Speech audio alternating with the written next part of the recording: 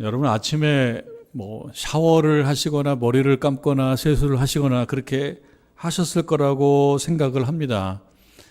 오늘 바빠서 못 하신 분은 어제도 하셨을 거예요. 바빠서 못 할 수도 있죠. 근데 샤워하거나 머리를 감거나 할 때 여러분 신경 쓰는 거 뭐 여러 가지가 있겠지만 그 중에 하나는 물을 확인하는 거죠. 물이 잘 나와야 되잖아요. 근데 그냥 막 합니까 요즘에? 그냥 차가운 물 틀으면 요즘에는 너무 물이 차가워가지고 정신이 바짝 나는 정도를 넘어서는 정도의 차가움이에요. 그래서 샤워기에서 나오는 물 온도 맞춰야 됩니다. 뜨거움과 차가움, 아주 뜨거움과 아주 차가움 그 사이에 어떤 온도를 맞추는 거예요. 사람마다 좀 다르겠습니다만 너무 뜨겁거나 너무 차가우면 도망가게 되죠. 그런 경험 있나요? 갑자기 도망가게 되는. 저도 샤워기 밑에 있다가 갑자기 도망가게 되는 거예요. 너무 뜨겁거나 너무 차갑거나 그러면 도망가게 됩니다. 미지근한 것이 차라리 낫습니다. 너무 뜨거운 것보다 너무 차가운 것보다는. 음식도 그렇죠. 음식. 여러분 음식 중에 특별히 조심해야 될 음식들이 있는데 감자나 고구마 드실 때 볼 때는 먹을 만한데 그저 덥석 입에서 이렇게 한 입 물게 되면 너무 뜨거울 때 입천장 되게 되죠. 그러니까 감자, 고구마 온도 잘 봐야 되는. 특별히 위험한 음식은 제가 생각할 때는 팥죽 속에 들어가 있는 새알. 그거 조금 위험합니다. 괜찮은 줄 알고 덥석 물었다가 저도 몇 번 경험이 있습니다. 너무 뜨거워서 차라리 미지근한 것이 난데 그런 생각을 해요. 제가 지금 말씀드리는 거는 미지근함에 대한 변명입니다. 사람에 따라서는 라면도 꼬들꼬들한 라면보다는 조금 불어서 터진 그런 라면 좋아하는 분도 있듯이 밥도 뜨끈뜨끈한 밥보다 식은 밥 좋아하는 분도 있더라고요. 국도 너무 뜨거우면은 그 손 안 대고 저도 그 뜨거운 거를 잘 먹지 못합니다. 저희 집사람은 뜨거운 거를 저보다 잘 먹는데 저는 뜨거운 거에 대해 차가운 거 좀 섞어서 먹고 뭐 어느 경우는 얼음 집어넣어서 온도를 낮춰서 먹는 그런 경우도 저는 있습니다. 그래서 보면 미지근한 것이 뭐 그리 나쁜 것 같지 않아요. 근데 오늘 말씀에 의하면 미지근한 거 나쁘다고 얘기를 많이 하거든요. 미지근함 나쁘다고. 좀 억울할 수 있어요. 미지근함이 좀 억울할 수 있어요. 그래서 제가 미지근함에 대한 조금 변명을 제가 좀 해드린 거예요. 15절, 16절을 보면 그 미지근함 입장에서는 좀 억울한 말이 나와요. 15절, 16절 내가 내 행위를 아노니 내가 차지도 아니하고 뜨겁지도 아니하도다. 괜찮지 않나요? 너무 차갑고 깜짝 놀라게 하고 뜨거워서 깜짝 놀라게 하느니 미지근한 게 괜찮지 않는가 싶은데 이 말씀에 의하면 미지근한 거 나쁘다는 거예요. 미지근한 거. 네가 차지도 아니하고 뜨겁지도 아니하도다. 차든지 뜨겁든지 해라. 16절 내가 이같이 미지근하여 이런 얘기가 있습니다. 미지근함이 조금 혼이 나고 있습니다. 좀 푸대접을 받고 있습니다. 여러분 뭐 다 아시는 말 아닙니까? 미지근하다라고 하는 말의 의미를 다 아실 것 같은데 사전을 보면 우리가 모르는 말도 그 사전적 의미에 조금 담겨 있을 때가 있습니다. 그래서 제가 알고 있다고 생각하지만 그래도 한번 확인차 미지근하다라고 하는 말을 사전을 찾아봤어요. 사전도 종류가 여러 가지예요. 그런데 이제 대표적으로 많이 보는 표준 국어 대사전에서는 이 말을 어떻게 풀이하고 있냐면 더운 기운이 조금 있는 듯하다. 더운 기운이 조금 겁니다. 조금 있는 듯하다. 그게 미지근하다는 뜻이에요. 그것은 어디에 적용되는 거냐면 사물에 뭐 국일 수도 있고 밥일 수도 있고 또는 뭐 난방기일 수도 있고 또 어떤 어떤 사물에 더운 기운이 조금 있는 듯하다라고 이렇게 풀이하고 있습니다. 두 번째 의미는 사람에게 적용되는 거예요. 사람에게. 행동이나 태도가 분명하거나 철저하지 못하다. 분명하지 못하고 철저하지 못한 사람은 미지근하다. 첫 번째 의미를 쓰이다가 이것이 사람에게도 쓰이는 거예요. 사람에게도. 구글이라고 하는 그래서 구글을 찾아서 뭔가 이렇게 정보를 찾고 하는 걸 구글링이라고 하더라고요. 구글링. 그래서 구글을 통해서 찾아봤어요. 거기 구글에 나오는 사전은 또 조금 다른 사전이에요. 조금 더 재미있는 표현, 풀이를 해놨습니다. 약간의 온기가 있을 뿐, 따뜻하거나 덥지 않은 상태에 있다. 이것이 미지근하다는 뜻이에요. 조금 더 덧붙이고 있는데요. 또는 약간의 온기가 있어 차갑거나 시원하지 않은 상태에 있다. 이것이 미지근하다는 뜻이고요. 두 번째 의미는 이건 또 사람에게 적용되는 겁니다. 이것인지 저것인지 또는 할 것인지 말 것인지 등에 대해 분명함을 나타내지 못하는 상태에 있다. 이것이 미지근하다. 구글에서 찾는 요 사전 정의가 조금 재미가 있어요. 제가 처음에 미지근한 게 뭐 나쁩니까? 미지근한 거를 좋아하는 사람도 있고 그게 또 사람을 편안하게 할 수도 있는데 사실 너무 뜨거워도 문제, 너무 차가워도 문제라 미지근한 건 사람들 조금 편안하게 해요.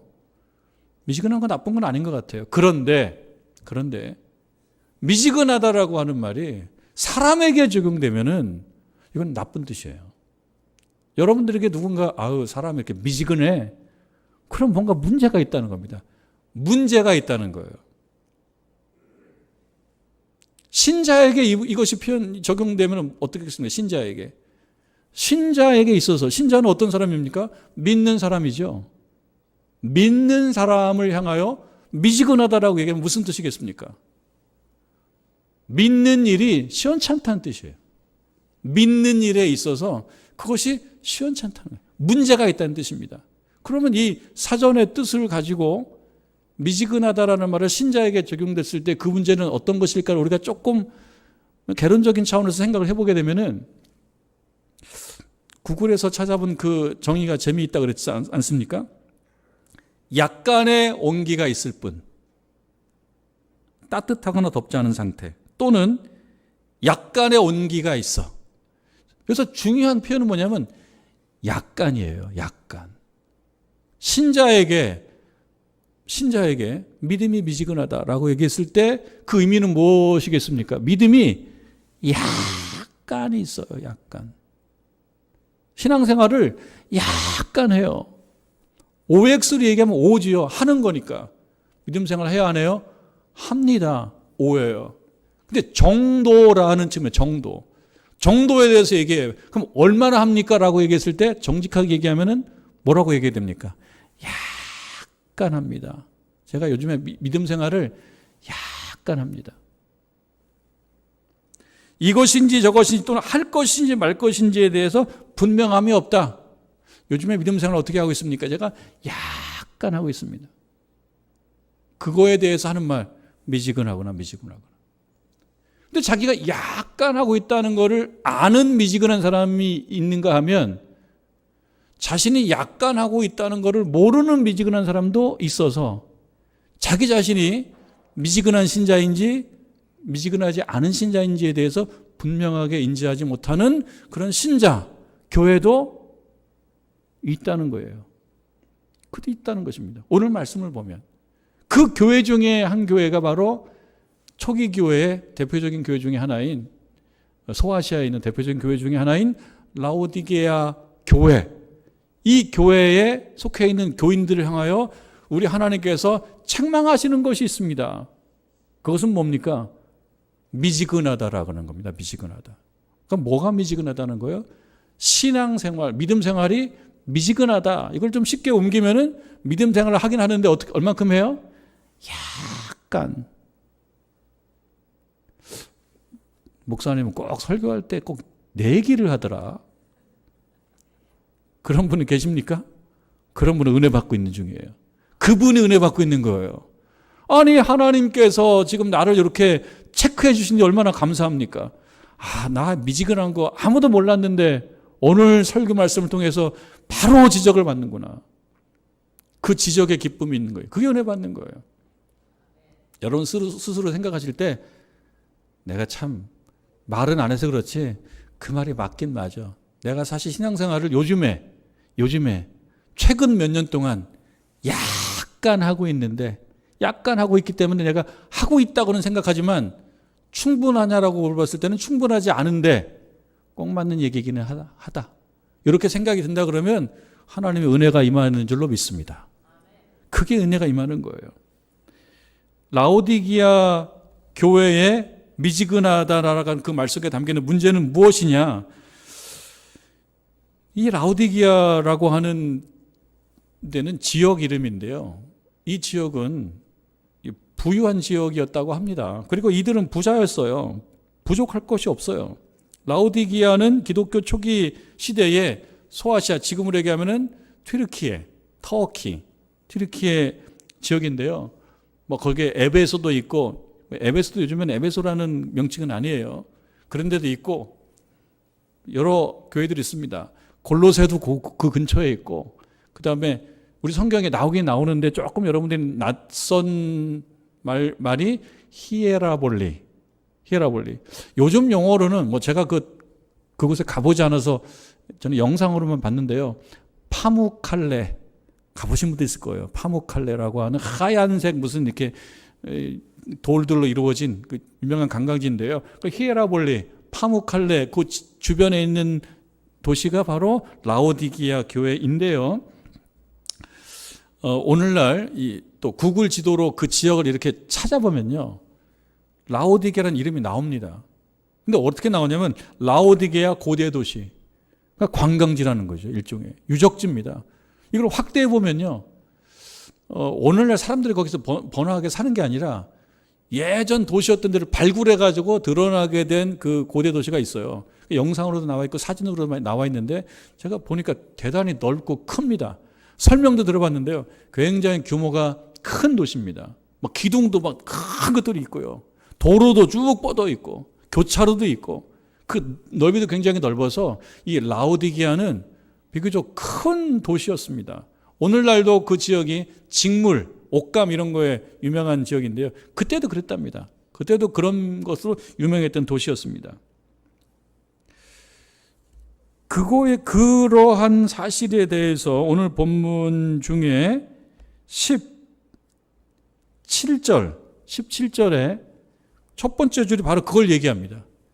내가 말하기를 너는 그렇게 말한다. 뭐라고 말하냐면 나는 부자라 부요하여 부족한 것이 없다. 이거는 사실입니다. 사실. 어떻게 보면 팩트죠. 팩트. 사실이요 팩트예요. 근데 사실과 팩트라고 하는 말은요, 조금 더 구분하자 그러면 사실이라는 것이 있고 사실이라고 하는 표면 밑에 있는 진실이라는 것이 있습니다. 또는 드러난 사실들을 하나의 현상이라고 본다 그러면 드러나지 않은 사실은 진실 또는 본질적 부분이라고도 볼 수가 있습니다. 그러니까 이 라오디게아에 사는 사람들과 그 교인들이 생각할 때 나는 부자라, 우리 이만하면 살만해, 우리 이만하면 살만해 라고 하는 것은 사실이죠. 여유가 있고 형편이 좋은 그런 도시였고, 그러니까 거기에 사는 사람들은 뭐 1인당 소득 수준도 높은 그런 지역이었던 모양이기 때문에 이 말이 틀린 말이 아닙니다. 나는 부자고 부요해서 부족할 것이 없다. 틀린 말은 아닌데요, 충분한 설명은 아니다 라고 하는 것입니다. 17절 조금 더 이어서 보면 네가 말하기를 나는 부자라 부요하여 부족할 것이 없다 하나, 이게 무슨 뜻이에요? 영어로 but가 있어요. but. 그러나라고 하는 말은 앞에 말과 다른 뭔가가 나온다는 말 아니겠어요? 그러니까 부요하고 또 부자다라고 얘기하지만 그 다음에는 뭐가 나올까요? 가난하다라고 하는 말이 나올 거예요. 예상하기로는. 그러니까 한번 보겠습니다. 뭐 어떤 말이 나오나?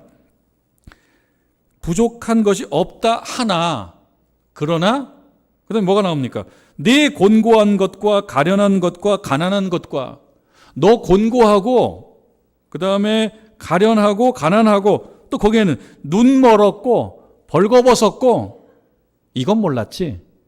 이건 몰랐는데 이것이 진실이야. 드러난 사실, 표면적 사실은 부요하고 여유 있고 부자고, 이것이 드러난 사실, 표면적 사실, 팩트 맞긴 맞는데 드러나지 않은 사실, 곧 진실 혹은 본질적 부분에 있어서 감춰져 있는 것이 있는데 그게 뭐냐면 충분한 부자가 아니고 가난하고 가련하고 곤고하고 또 눈도 멀었고 옷도 벗고 있고 이런 사실을 알고나 있냐 이거예요. 그 지점을 지적하는 겁니다. 인정하기 쉽지는 않을 겁니다. 내가 부자고 이만하면 괜찮은데 왜 나한테 이렇게 시비를 거시지? 인정하기가 쉽지는 않을 겁니다. 그런데 하나님께서는 그 점을 보는 거예요. 사람들의 외적인 조건, 살만한 상황 이것이 아니고 하나님 관심은 신자로서 믿음 생활에 있어서 미지근한 건가? 아니면 뜨겁든지 차든지. 뜨겁든지 차든지는 사실은요 같은 말이에요. 뜨겁든지 차든지라고 하는 것은 열심을 내서 한다는 뜻이고요. 미지근하다라고 하는 것은 아주 약간 한다는 것입니다. 그러니까 외적인 조건은 살만하지만 믿음 생활에 있어서는 약간만 하고 있으면서 마치 괜찮지라고 생각하고 있다는 거예요. 그 점을 지적하는 겁니다. 그 점을. 그럼 이 지적은 라오디게아 교인들을 향한 이 지적은 왜 이렇게 미지근하냐고. 이건 뭐예요? 신앙생활을 하긴 하는데 약간 하고 있다는 거. 이거 약간 믿음 생활하고 있다는 거를 라오디게아 교회 교인들만 받아야 될 지적인지 아니면 2025년도 2월 달 이때에 사실 나도 하나님이 그거를 지적하실 텐데 라는 것으로 우리가 받을 수 있을지 우리에게 중요한 거는 그들의 문제가 아니고 우리들의 문제 아닙니까? 저의 문제고 여러분의 문제 아닙니까? 혹시 약간만 신앙생활 하고 계신 분 계십니까? 아니면 저는 약간이 아니고 충분히 저는 하고 있어요 라고 여러분 자신 있게 말할 수 있는지 바로 그 점을 점검해 보라는 거예요. 점검해 보기 전에는 모를 수도 있습니다. 한 일주일간 지금 한파가 계속되고 있어요. 추위가 계속되고 있어요. 영하 10도 이하로 지금 내려가고 있는데 그래도 교회도 잘 버티고 있고 여러분도 잘 버티고 있는 것 같아요. 한파가 지금 영하 12도, 13도 또 우리 교회는 알다시피 저 아래 지역보다 이 해발 고도가 좀 높아요. 한 30m 좀 높아요. 그래서 제가 보니까 2도, 3도 낮아요. 바람도 많이 불고. 그래서 추운데 그래서 잘 버티고 있어요. 잘 버티고 있는데 잘 못 버티고 있는 것도 있더라고요. 며칠 전에 자동차 이 추위에 너무 오래 세워놓으면 안 되니까 시동을 좀 걸어놔야 되지 않습니까? 그래서 시동을 걸어놔야 되겠다고 새로운 부목사님이 부지런해서 저한테 얘기를 해요. 목사님 시동을 걸어놔야 되겠다고. 그래야 된다고. 근데 시동을 걸었는데 안 걸리는 거예요. 2대가 다 안 걸리는 거예요. 제가 한 대는 걸었어요. 저 실력이 있는 거를 그런 식으로 보여줬어요. 한 대는 안 걸리는 거예요. 그래서 내가 해보겠다고. 내가 공부한 바가 있거든요. 있어요. 그 자동차 키를 살짝 돌리면 저 돼지꼬리 같은 코일이 나와요. 요걸 몇 번 반복하면은 조금 약할 때도 걸린대요. 그래서 제가 그걸 알고 있는 상식으로 내가 할 수 있다고 해봤는데 안 되더라고. 내가 해봤는데 안 되더라고. 2대가 다 안 되는 거예요. 한 대가 그 전날은 됐는데 한 대가 또 안 되는 거예요. 2대가 다 안 돼서 결국은 전문가를 부를 수밖에 없었습니다. 불러서 배터리를 체크해 보니까 남은 배터리가 10% 정도밖에 안 된대요. 배터리 실력이. 그러니까 뭐 일시적으로 방전된 게 아니고 이 배터리는 10% 정도의 실력으로 지금까지 살아온 거라는 거예요. 지금 그래서 추우니까 못 견딘다는 거예요. 안 가려면 안 된다는 거예요. 그래서 배터리를 이번에 교체를 했습니다. 따뜻할 때는 잘 몰라요. 따뜻할 때는. 근데 많이 추워지면 그 약간의 실력으로는 커버가 안 될 때가 있어요. 우리들도 그렇습니다. 우리들을 적용해 보면 우리들에게도 10%좀 신앙생활을 하고는 있어요. 그래도 이걸로 될 것 같아요. 그런데 추워지면 갑자기 한파가 오면 이 10%로 안 될 상황이 발생할 수도 있습니다. 그래서 우리 하나님께서 저와 여러분들께 주시는 말씀은 점검하라는 거예요. 신앙의 배터리를. 그리고 약간 갖고 있다는 걸로 지금 괜찮다고 생각하지 말아라. 신앙이 그렇다. 이들이 이들이 살아가는데 부족함은 없었어요.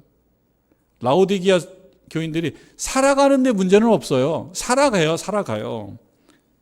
근데 자신들의 신앙의 배터리 잔량이 10%쯤인 거를 알지 못한 채 살고 있는 겁니다. 그게 17절의 말씀이에요. 세 번역으로 읽어보면 너는 풍족하여 부족한 것이 조금도 없다고 하지만 실상 너는 네가 비참하고 불쌍하고 가난하고 눈이 멀고 벌거벗은 것을 알지 못한다.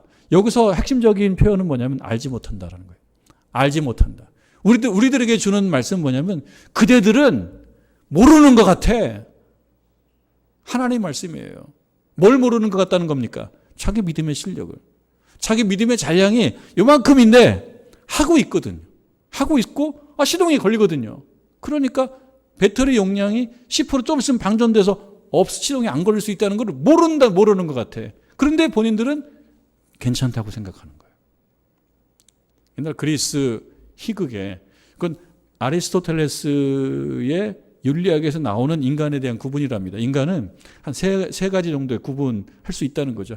하나는 자신의 실력보다 실제의 실력보다 자기가 훨씬 더 실력이 많다고 생각하는 사람. 또 한 부류는 자신의 실력보다 자기가 적다고 생각하는 사람. 근데 사실은 이 두 부류는 다 맞지는 않는 거예요. 실제 자기를 제대로 못 보는 거예요. 또 한 부류는 마지막 세 번째 부류는 자신의 실력을 제대로 보는 사람. 근데 요것이 그리스 희극으로 오게 돼서 연극으로 됐을 때는 이런 식으로 변용이 되는데요.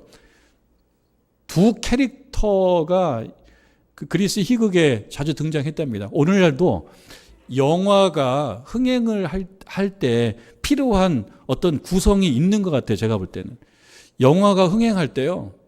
아무리 돈을 많이 들이고 뭐 예술미가 뛰어나도 그런 요소가 좀 들어가야지 흥행을 하는데 어떤 것이 흥행하냐면 악당들이 나와야 돼요.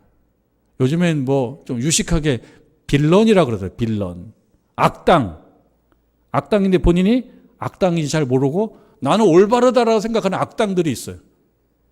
그런데 그 드라마나 영화에 선량하고 약한 듯 하지만 결국은 승리하는 어떤 선한 약자인데 사실은 강자인 그런 인물이 나와서 서로 갈등하다가 악당 빌런이 나중에 말하자면 몰락하고 그 다음에 선한 약자가 사실은 강자라는 것이 드러나는 그런 스토리.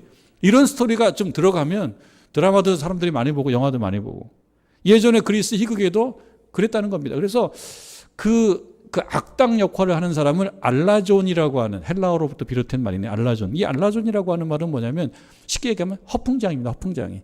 자기가 그 정도 아닌데 자꾸 그 정도라고 떠벌리는 거예요.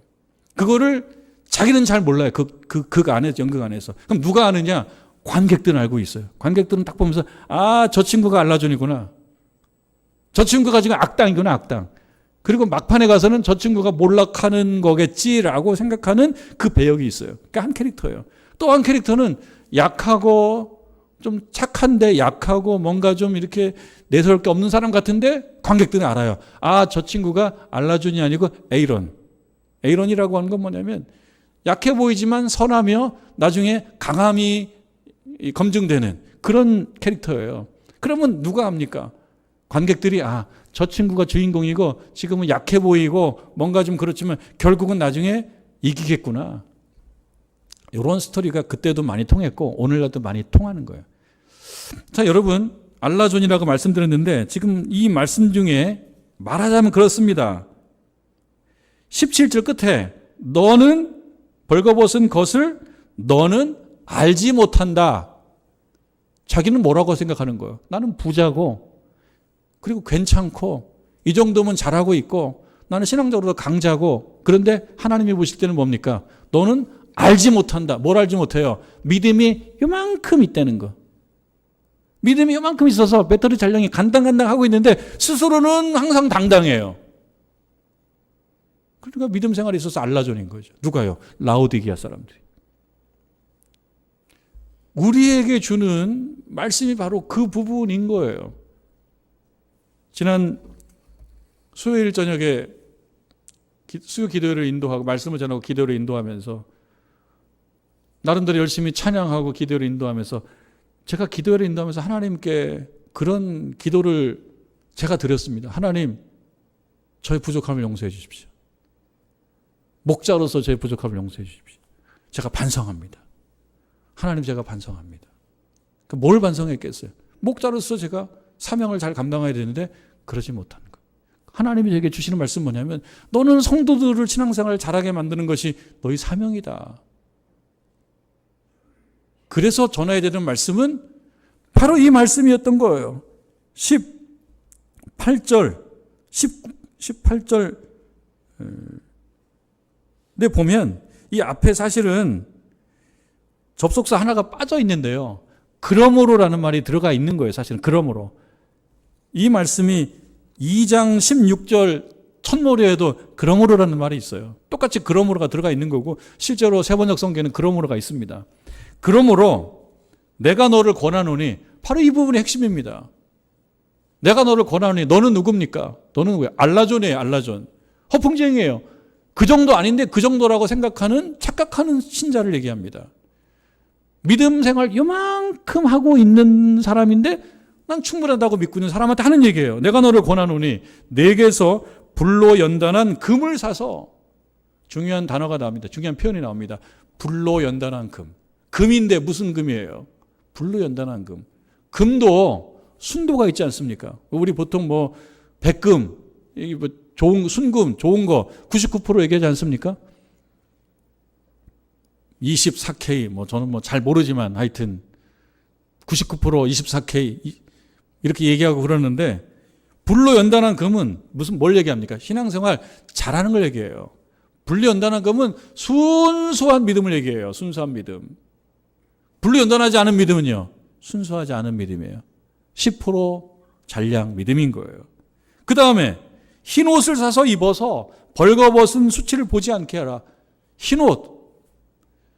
오늘 저희가 찬양대 이 가운을 제외하고는 사실 흰 옷 입고 다니지는 않아요. 여러분 흰 옷 입고 저 버스 타고 전철 타면은 다 사람들이 바라봐가지고 실제로 흰 옷 입고 다니는 거는 어려운 건데요. 여기서 말하는 흰 옷은 그게 아니죠. 여기서 말하는 흰 옷은 뭡니까? 순수한 믿음을 얘기해요. 흰 옷은. 벌거벗었다라고 하는 거. 이게 뭡니까? 자기가 자기를 못 보는 거예요. 그건 뭡니까? 다른 사람에 대한 전문가예요. 우리 그렇죠. 다른 사람 믿음에 대해서는 전문가예요. 아니 내가 보니까 권사님 요즘에 믿음이 10%야. 그거 갖고 되겠어요? 적어도 70%는 좀 돼야지. 라고 다른 사람이 10%인 건 너무 잘 봐요. 그런데 자기 자신에 대해서는 비전문가예요. 그게 뭐예요? 벌거숭이죠. 그게 여기서 나오는 것처럼 벌거벗은 수치입니다. 자기가 자기를 못 보는 거예요. 이 점을 지적하는 거예요. 자기가 자기를 좀 봐라. 왜 다른 사람에 대해서는 전문가인데 자기 자신에 대해서는 관대하고 마음이 넓으냐. 내가 나에 대해서는 마음이 넓고 다른 사람에 대해서는 엄격해요. 다른 사람이 잘못하면은 그렇게 하면 되냐고 얘기하는데 내가 잘못하면 인생이 그럴 수도 있는 거지 뭐. 사람이 다 그런 거지 뭐. 이렇게 얘기한단 말이에요. 바로 그걸 얘기합니다. 흰 옷을 사서 입어서 벌거벗은 수치를 보이지 않게 하라라고 하는 것. 그리고 그 다음에 안약을 사서 눈에 바르라. 안약을 사서. 이들이 실제로 눈병이 있어서 그렇게 했습니까? 이건 눈병 때문에 그런 게 아닙니다. 안약을 사서 눈에 바르라. 그 안약은 우리가 약국 가서 사는 안약이 아닙니다. 이거는 자기가 자신을 제대로 파악하라는 것입니다. 그래서 오늘 주시는 말씀 결론적으로 19절에 보면 물은 내가 사랑하는 자를 책망한다. 여러분 오늘 책망받는다고 생각하시는 분은 이렇게 생각하십시오. 하나님께서 나를 사랑하시는구나. 아무나 책망 안 한다는 거예요. 아니 목사님을 통해서 하나님께서 오늘 나를 책망하시네. 달리 표현하면 나를 사랑하시네. 물은 내가 사랑하는 자를 책망하여 징계한다. 때때로 꾸중을 듣고 신앙적으로 꾸중을 듣고 불편한 얘기를 듣고 하는 거를 너무 마음 상해하지 마십시오. 너무 쉽게 마음 상하는 거는 강자가 아닙니다. 너무 마음 상하지 마십시오. 징계하노니 그러므로 결론은 그겁니다. 결론은 내가 열심을 내라. 이게 결론입니다. 여기서 내가라고 하는 말이 어이가 있고 아이가 있잖아요. 이 말하는 분은 네가 열심을 내라라고 하는 거지만 내 입장에서는요. 내가 열심을 내는 겁니다. 제가라는 말도 제가 열심을 내겠습니다라고 하는 말도 있지만 하나님 제가 열심을 내는 게 좋겠어요 라는 말도 있거든요. 불편하고 어려운 거는 제가 하겠습니다. 그게 아니고 오늘 말씀은요. 내가 우리 하나님께서는 그래 너 자신이 열심을 내라 그거거든요. 다른 사람 전문가가 아니라 자기 자신에 대해서 전문가가 되라. 자기 자신의 모습을 바라봐라.